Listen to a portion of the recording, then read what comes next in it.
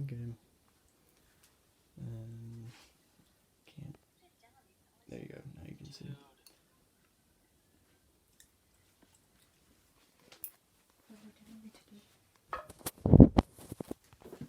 Hold on, let me just. Now you're dark. Okay. Yeah, when you reference the laptop, I'll just have to go down to it. Okay. Cause it's. I'll hold it up. Okay. Okay.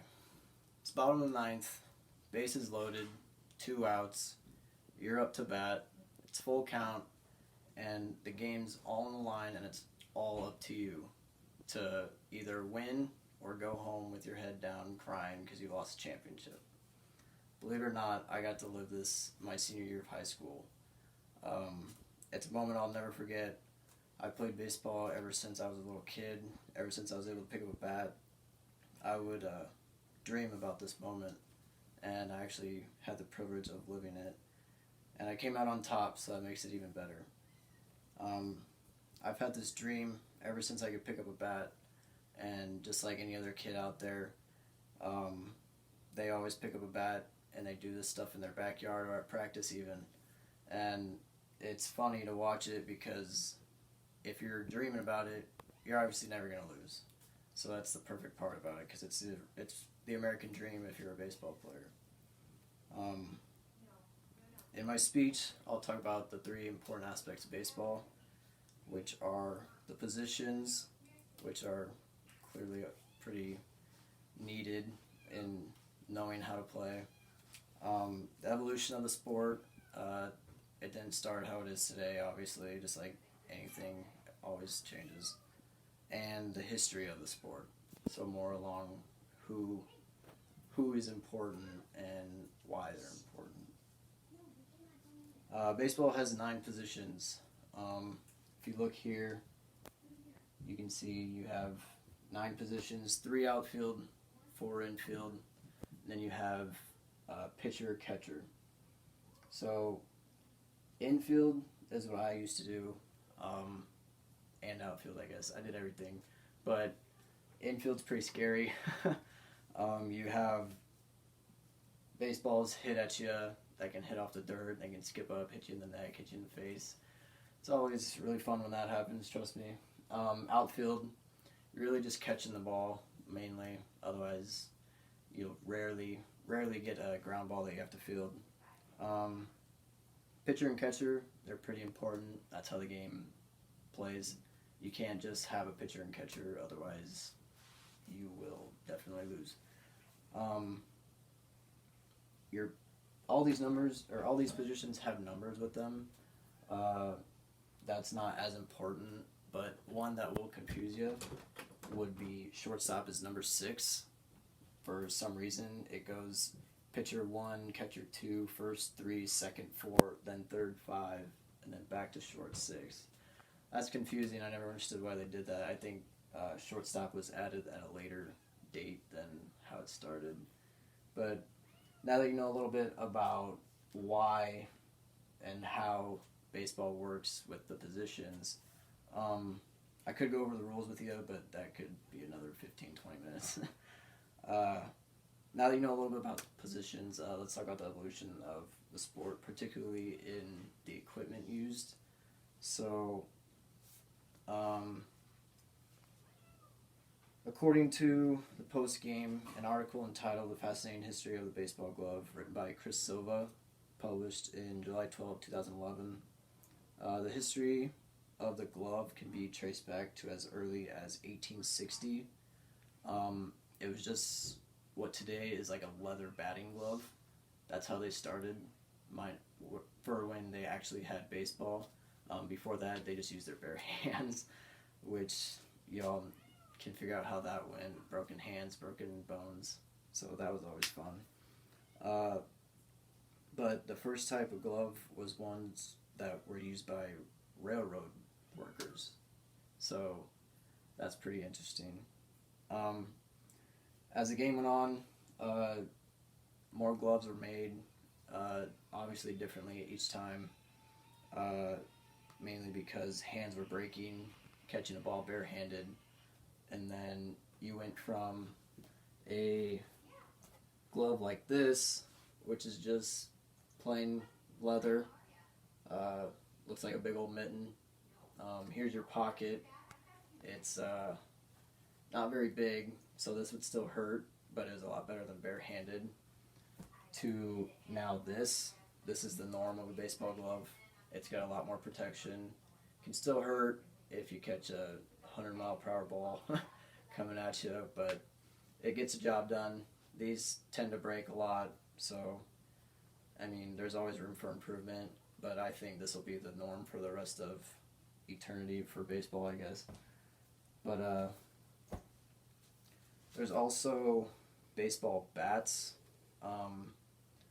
You have aluminum bats, wood bats, composite bats. That's kind of, they're going away from composite bats now, but according to the evolution of the baseball bat, in an article entitled From the First Crack to the First Clank, written by Bernie Muscle, players experimented with different kinds of wood for their own bats. So games, you had to bring your own bat, whether it was round like this, like a cylinder, or it was just a plain old paddle of wood.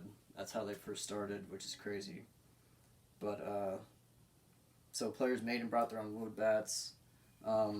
Major leagues, they use only wood. There's obviously maple wood, cedar. You got all kinds of different types of wood. But college, you have aluminum and composite. I don't have a composite bat. This is aluminum. This is where you hear the nice little ting sound. Those are what is used from college down. Other people can use wood bats if you want to. A lot of people use wood bats for practice just because it's something that it doesn't hurt your aluminum bat as bad, because your aluminum bats die after a while. They don't have any pop, and then you start grounding out, and then you get a little upset about that. So wood bats broke way too much. That's why aluminum bats came about. And then aluminum bats started losing power, so they decided to make an alternative for that, which is the composite, but they realized that that's not as exciting. So that's a little information about the equipment used. Now we can look at the history and what makes baseball significant. According to the History Collection, in an article titled Today in History, the first baseball game was played in 1846. It was written by Matthew Weber. He says nobody really knows who invented baseball because you got kids that play in the streets back then, pick up a rock, grab a stick, and they hit it. Does that count as baseball? Does it just have fun? So nobody is officially the start of baseball. The main guy that's given credit, he was a Civil War hero. His name was Abner Doubleday. However, even he claimed that he knew nothing about the creation of the sport, so that's why it's still up in the air. He is dubbed the father of baseball, though. So, some important players going into the history of baseball. Jackie Robinson, he's a huge factor about baseball. He was the first Negro, African American baseball player to play in the professional league. According to a biography entitled Jackie Robinson Biography, of course, he played his first game at Ebbets Field for the Brooklyn Dodgers on April 15, 1947.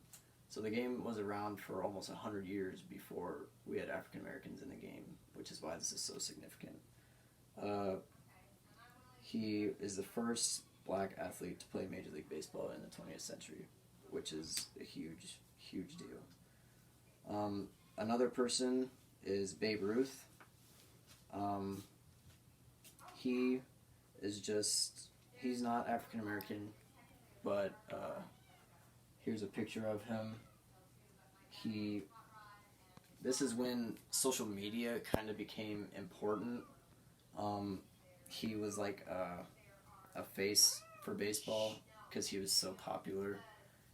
This is why baseball got promoted because of him. People started watching because Babe Ruth, he broke home run records. He wasn't your player that played one position. He played all positions on the field, which is really hard to do, especially in major leagues.